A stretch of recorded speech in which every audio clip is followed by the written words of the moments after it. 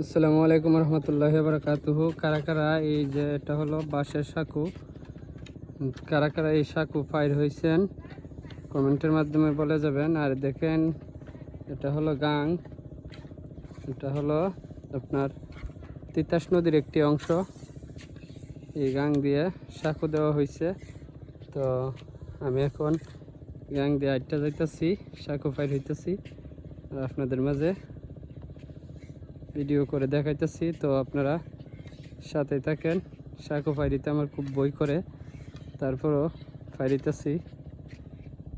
তো এক জায়গায় দাওয়াত আছে, এদিকে গাড়ির রাস্তার সুবিধা কম, তো তাই হাইটা যাওয়া লাগতেছে। তো যাই হোক, আপনারা দেখতে পাচ্ছেন প্রাকৃতিক পরিবেশ এবং গাঙের মাঝে একবারে পানি নাই, শুকায় গেছে চারবাজদা দেখতে পাচ্ছেন।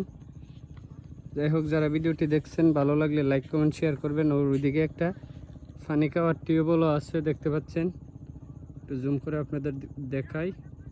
তো এখানে যারা জমিনে কাজ করতে আসে তাদের যখন পানি তৃষ্ণা পায় ওইখান থেকে পানি খাওয়ার জন্য সুবিধা করে রাখছে। যাই হোক, ধন্যবাদ সবাইকে।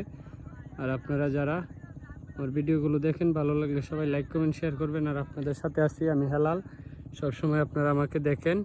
তো দেখতে পাচ্ছেন আমি এখন সাঁকু ফাইর হইতেছি। ধন্যবাদ সবাইকে। ভিডিওটি ভালো লাগলে সবাই লাইক কমেন্ট শেয়ার করবেন। ধন্যবাদ সবাইকে। আসসালামু আলাইকুম।